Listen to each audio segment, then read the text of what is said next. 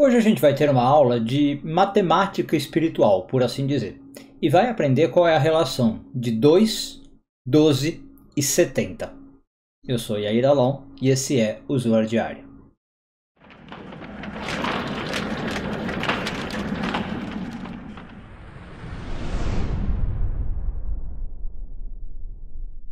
Essa semana continuamos a ler a porção de Shmot, hoje focando nos parágrafos 65 e 66 do Zohar, sétimo ano de leitura.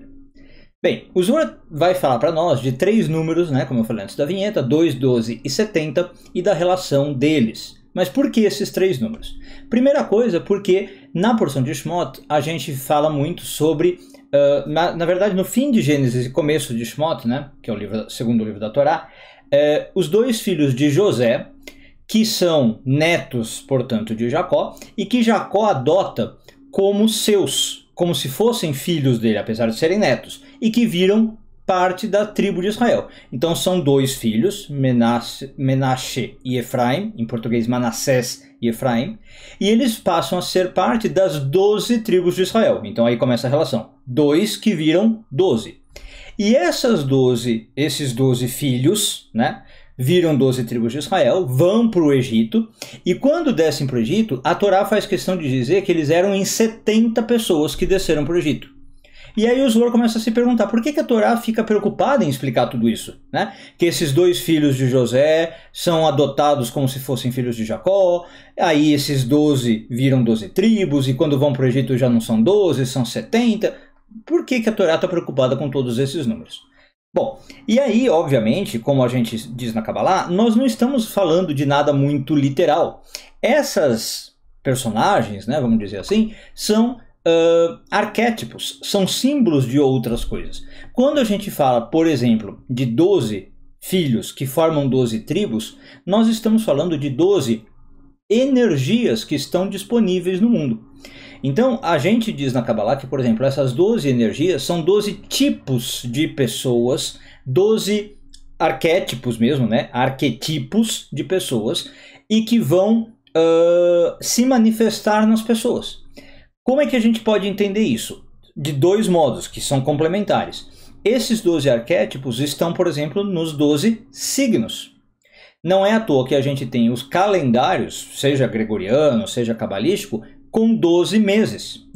Então a Kabbalah ensina que você tem 12 luas, e as luas novas vão ser em 12 signos. Você tem a lua nova de Áries, a lua nova de Touro, a lua nova de Gêmeos, Câncer e por aí vai. E isso define personalidades diferentes. Você nascer sob uma lua nova te dá uma energia diferente, que é ligada a essas 12 tribos. E um segundo jeito de analisar isso é na árvore da vida. A gente tem o que são chamados os caminhos entre as Sefirot. Então a gente tem 3 caminhos horizontais, 7 caminhos verticais e 12 caminhos diagonais. Esses 12 caminhos diagonais, isso aparece muito forte no Sefer Yetzirah, são ligados também a essas 12 energias. Bom, então a gente tem essas 12 totalizando o que se chama Israel, 12 tribos de Israel.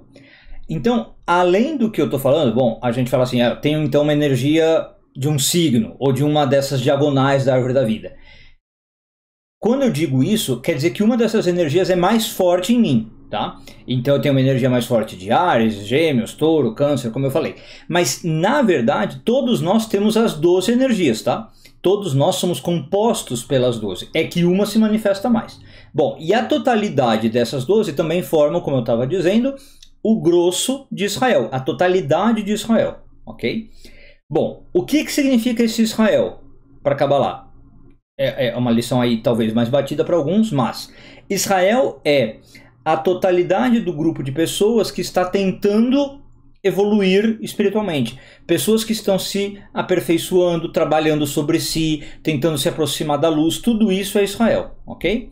Então, existem 12 arquétipos que formam Israel. Agora, como é que a gente chega nos 70?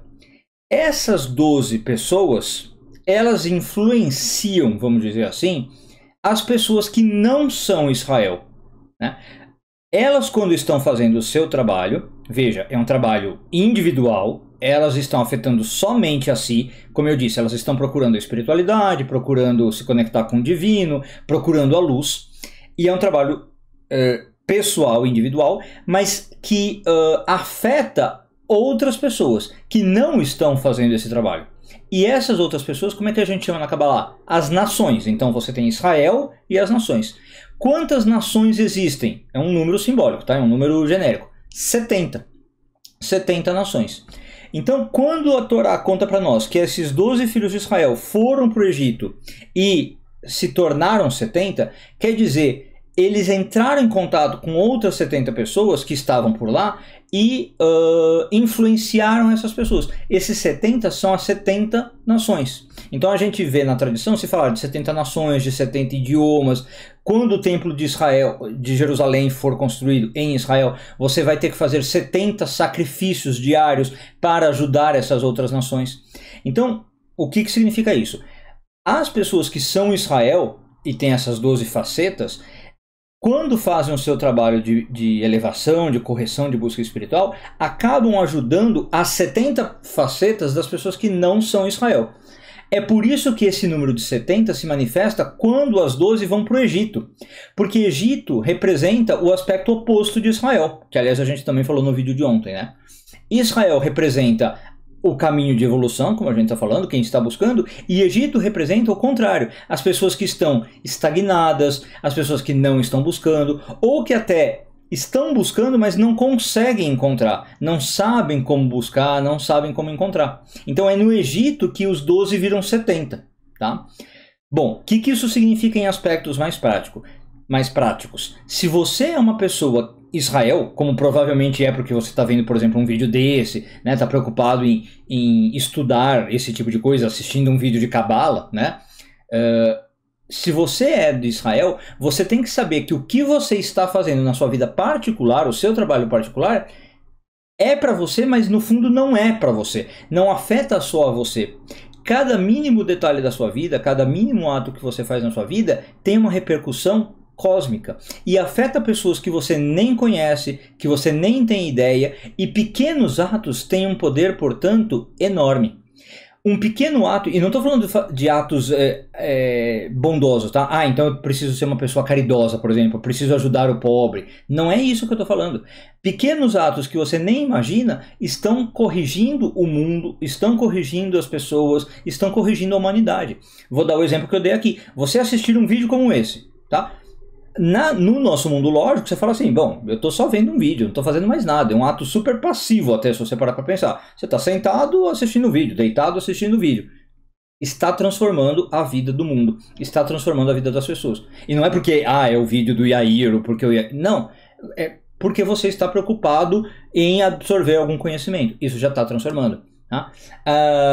Porque você, por exemplo, vai para o seu trabalho com uma certa energia, está preocupado em fazer o seu trabalho com uma energia boa e produzir algo, né?